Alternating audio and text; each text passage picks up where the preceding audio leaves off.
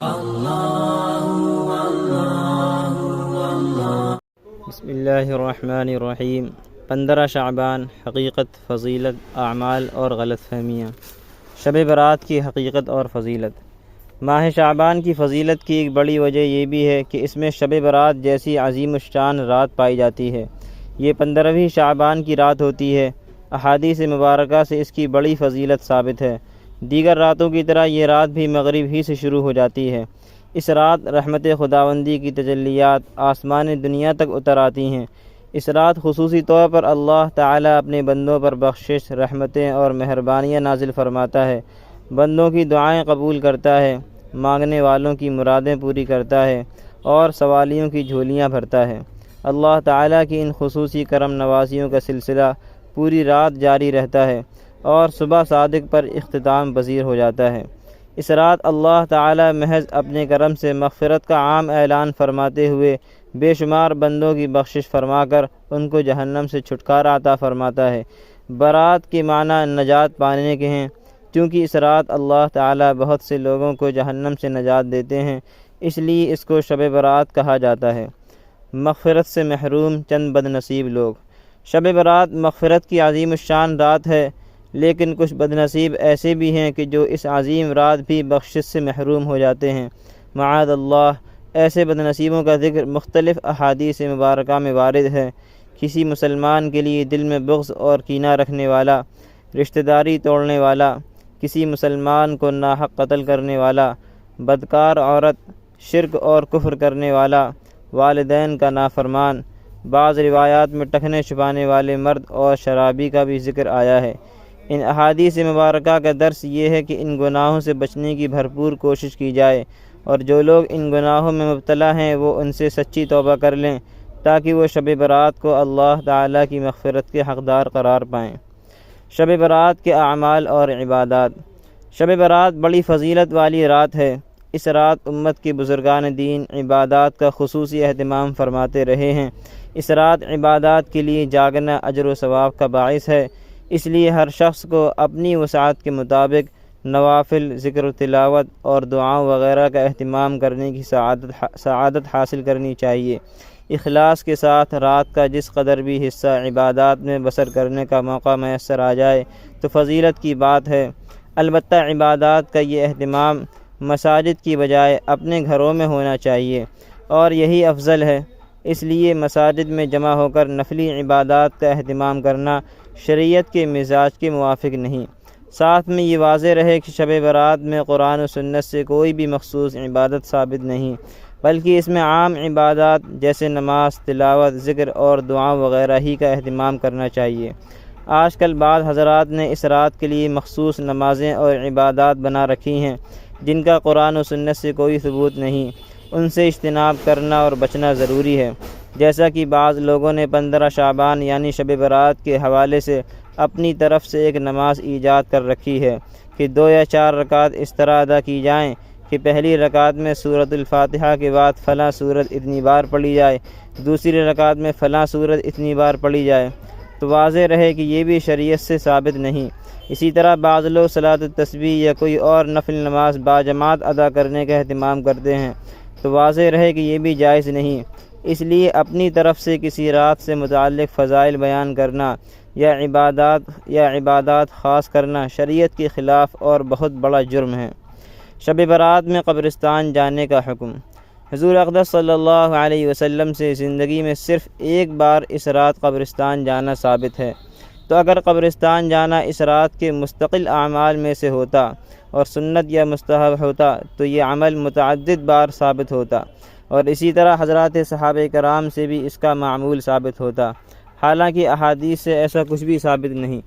اس لیے اگر کوئی شخص 15 شعبان کو زندگی میں ایک بار یا کبھی کبھار حضور اقدس صلی اللہ علیہ وسلم کی اتباع کی نیت سے چلا جائے تو یہ درست ہے، لیکن 15 شعبان کی رات کے اعمال میں سے 15 شعبان کی رات قبرستان جانے کو سنت سمجھنا یا اس رات کے اعمال میں سے سمجھنا یا اس کا خصوصی اہتمام کرنا یا اجتماعی صورت میں جانا، حتیٰ کہ قبرستان میں چراغاں کرنا، قبروں پر پھول ڈالنا، عرق گلاب چھڑکنا یا ان جیسی دیگر بدعات و رسومات سر انجام دینا، ان سب باتوں کی دین میں کوئی حقیقت نہیں، بلکہ اپنی طرف سے ایجاد کردہ بدعات ہیں جن سے اجتناب کرنا اور بچنا نہایت ہی ضروری ہے۔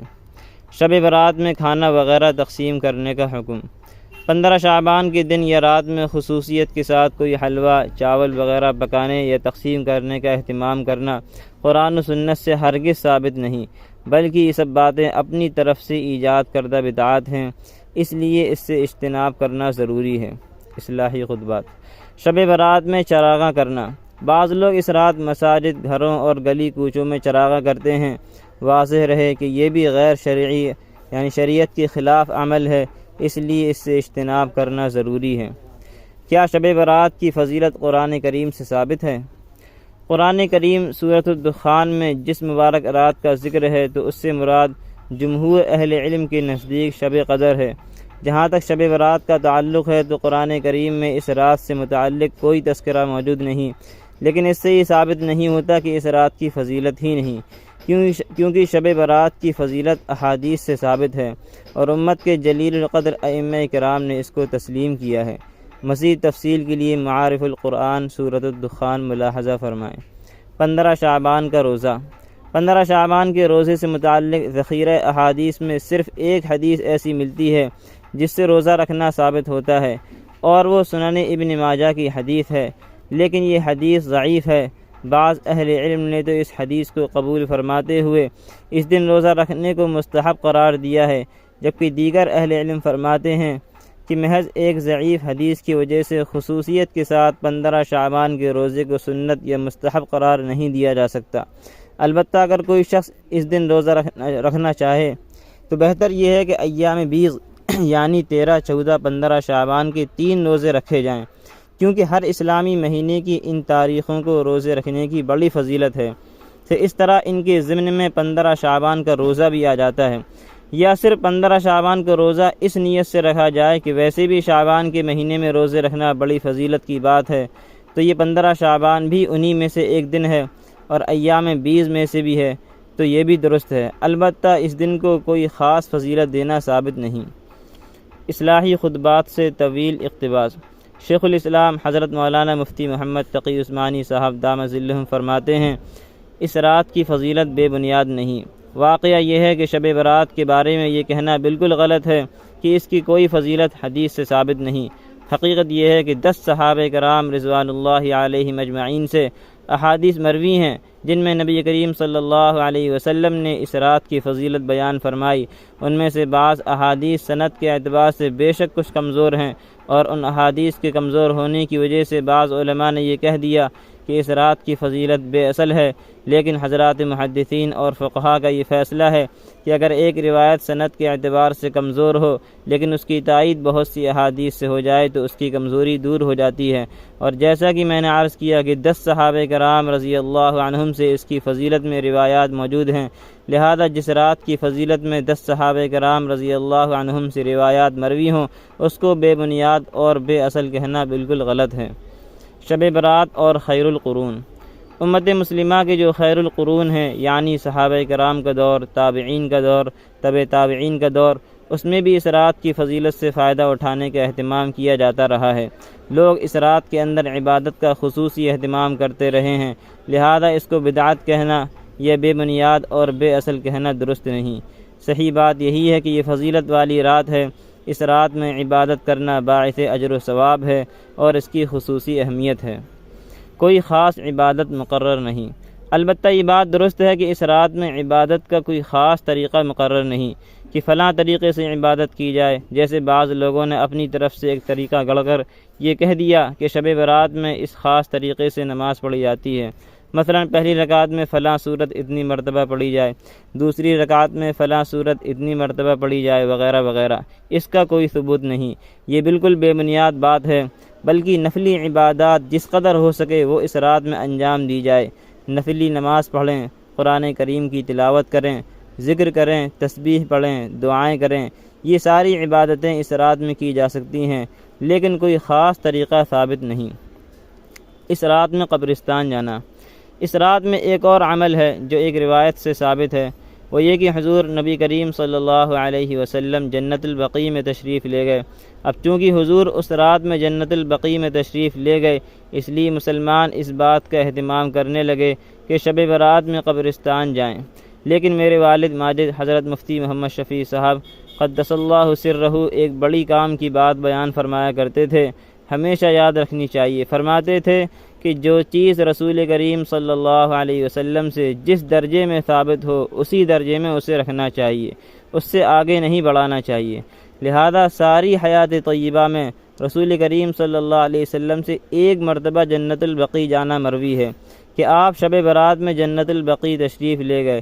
کیونکہ ایک مرتبہ جانا مروی ہے، اس لیے تم بھی اگر زندگی میں ایک مرتبہ چلے جاؤ تو ٹھیک ہے، لیکن ہر شب برات میں جانے کا اہتمام کرنا، التزام کرنا اور اس کو ضروری سمجھنا اور اس کو شب برات کے ارکان میں داخل کرنا اور اس کو شب برات کا لازمی حصہ سمجھنا اور اس کے بغیر یہ سمجھنا کہ شب برات نہیں ہوئی، یہ اس کو اس کے درجے سے آگے بڑھانے والی بات ہے۔ لہذا اگر کبھی کوئی شخص اس نقطۂ نظر سے قبرستان چلا گیا کہ حضور نبی کریم صلی اللہ علیہ وسلم تشریف لے گئے تھے، میں بھی آپ کی اتباع میں جا رہا ہوں، تو انشاءاللہ اجر و ثواب ملے گا، لیکن اس کے ساتھ یہ کرو کہ کبھی جاؤ کبھی نہ جاؤ۔ لہذا اہتمام اور التزام نہ کرو، پابندی نہ کرو۔ یہ در حقیقت دین کی سمجھ کی بات ہے کہ جو چیز جس درجے میں ثابت ہو اس کو اسی درجے میں رکھو، اس سے آگے مت بڑھاؤ اور اس کے علاوہ دوسری نفل عبادات ادا کر لو۔ 15 شعبان کا روزہ۔ ایک مسئلہ شب برات کے بعد والدین یعنی 15 شعبان کے روزے کا ہے، اس کو بھی سمجھ لینا چاہیے۔ وہ یہ کہ سارے ذخیرہ حدیث میں اس روزے کے بارے میں صرف ایک روایت میں ہے کہ شب برات کے بعد والے دن روزہ رکھو، لیکن یہ روایت ضعیف ہے۔ لہذا اس روایت کی وجہ سے خاص 15 شعبان کے روزے کو سنت یا مستحب قرار دینا بعض علماء کے نزدیک درست نہیں۔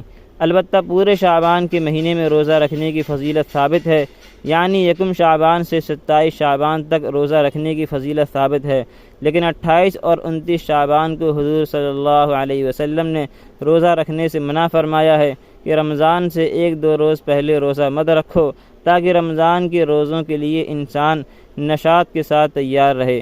لیکن 1 شعبان سے 27 شعبان تک ہر دن روزہ رکھنے میں فضیلت ہے۔ دوسرے یہ کہ یہ 15 تاریخ ایام 20 میں سے بھی ہے، اور حضور اقدس صلی اللہ علیہ وسلم اکثر ہر ماہ کے ایام 20 میں 3 دن روزہ رکھا کرتے تھے، یعنی 13، 14، 15 تاریخ کا روزہ رکھے۔ ایک اس وجہ سے کہ یہ شعبان کا دن ہے، دوسرے اس وجہ سے کہ 15 تاریخ ایام 20 میں داخل ہے۔ اگر اس نیت سے روزہ رکھ لے تو انشاءاللہ موجب اجر ہوگا، لیکن خاص 15 تاریخ کو خصوصیت کے لحاظ سے اس روزے کو سنت قرار دینا بعض علماء کے نزدیک درست نہیں۔ اسی وجہ سے اکثر فقہاء کرام نے جہاں مستحب روزوں کا ذکر کیا ہے وہاں محرم کی 10 تاریخ کے روزے کا ذکر کیا ہے، یوم عرفہ کے روزے کا ذکر کیا ہے، لیکن 15 شعبان کے روزے کا علیحدہ سے ذکر نہیں کیا، بلکہ یہ فرمایا کہ شعبان کے کسی بھی دن روزہ رکھنا افضل ہے۔ بہرحال اگر اس نقطۂ نظر سے کوئی شخص روزہ رکھ لے تو انشاءاللہ اس پر ثواب ہوگا، باقی کسی دن کی کوئی خصوصیت نہیں۔ اصلاحی خطبات جلد 4۔